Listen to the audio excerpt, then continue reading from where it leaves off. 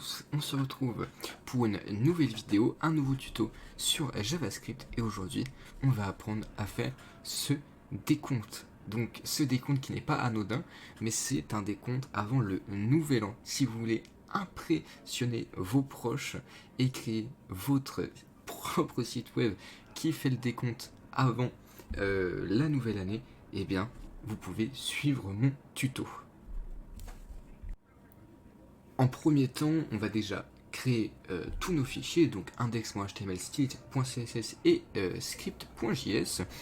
Pour le code HTML et CSS, je ne vais pas en parler. Vous pouvez recopier en regardant la vidéo. Je vous le mets en gros.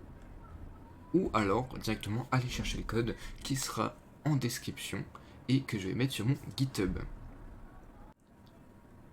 Et donc, pour ce tuto, on va vraiment juste aller sur notre script JavaScript et que faire du langage JS. Donc, en première partie, on veut que notre décompte il se charge lorsque la page vient de se charger. En fait, on veut que le décompte commence, lorsque la page vient de se charger.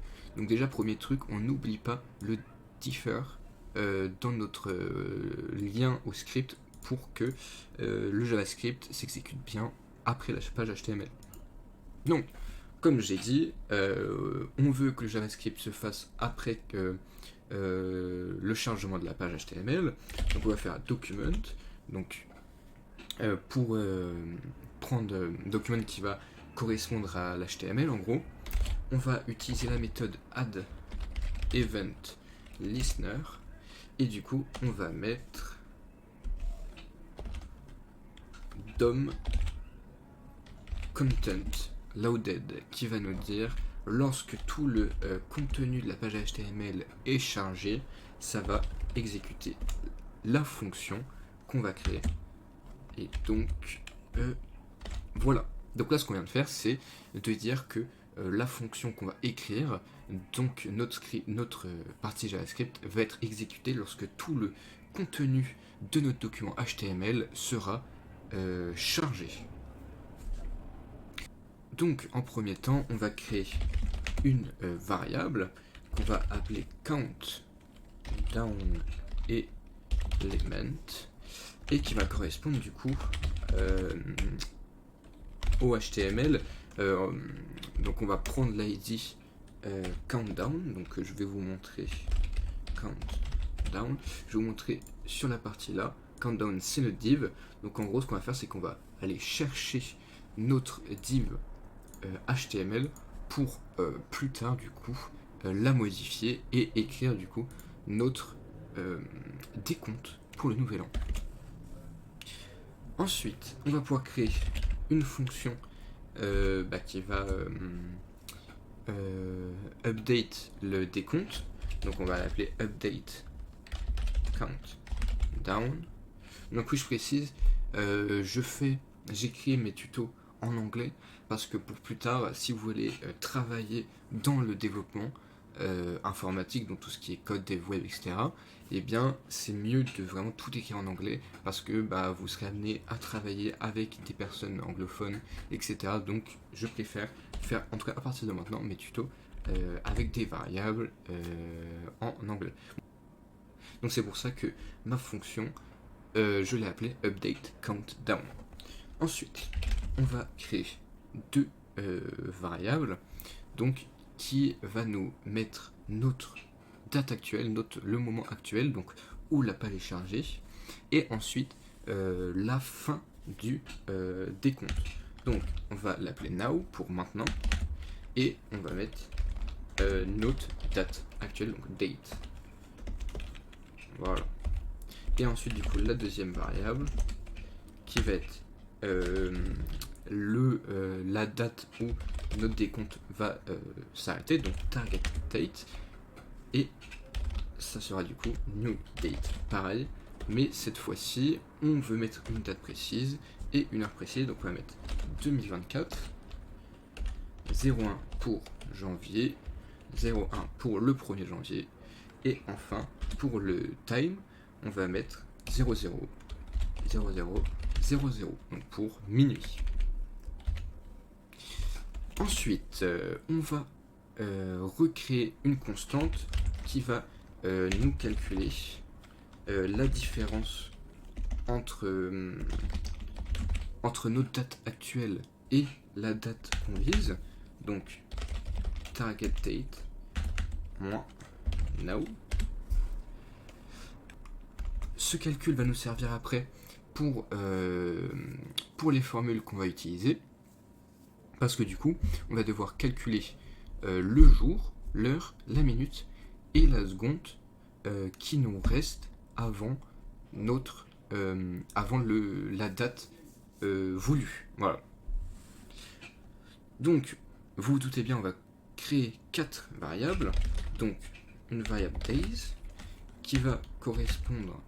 Donc là, on va utiliser math.floor. Math.floor, c'est pour arrondir nos formules. Mais donc, pardon, je me suis coupé tout seul.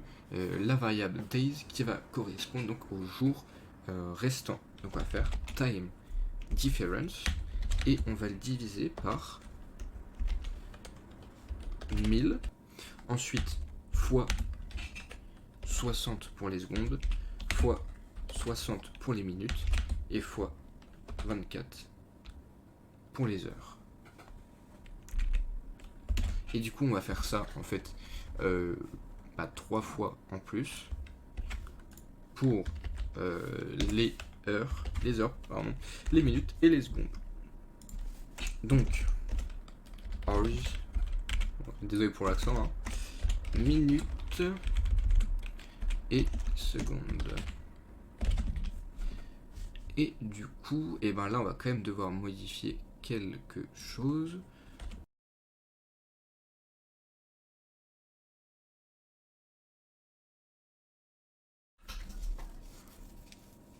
Mais on voit bien qu'il y a une erreur, donc là c'est de ma faute. J'ai mal changé les days, hours et minutes.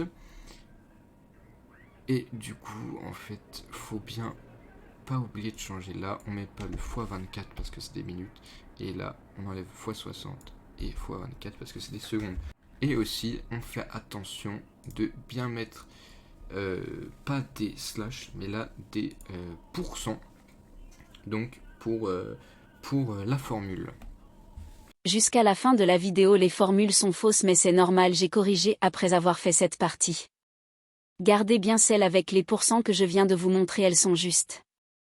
Et du coup, au final, on va modifier notre div, donc sur le HTML, comme je vous ai dit au tout début. Et du coup, on va utiliser notre variable countDownElement. On va faire .inner HTML, donc pour dire dans notre HTML. Donc on va pouvoir afficher nos jours, nos heures et nos minutes et nos secondes du coup. Donc on va faire alger7 deux fois. Et du coup, on va écrire days. Et du coup,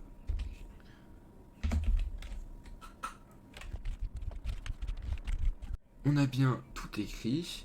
Donc maintenant, on va pouvoir tester. Et on voit bien que ça n'affiche rien. Donc pour remédier à ça, on va devoir créer, éviter le délai d'une seconde qu'il y a au chargement de la page, parce qu'il y a bien un délai. Alors je sais plus si c'est une seconde pile ou non, mais en tout cas il y a un délai. Et du coup, pour ça, on va utiliser la méthode setInterval update countdown, donc notre fonction qu'on a créée, et on va mettre 1000 donc pour une seconde.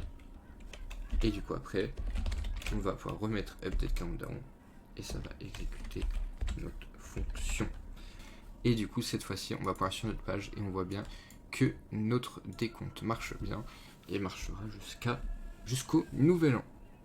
Merci beaucoup pour votre écoute et je vous souhaite une excellente journée.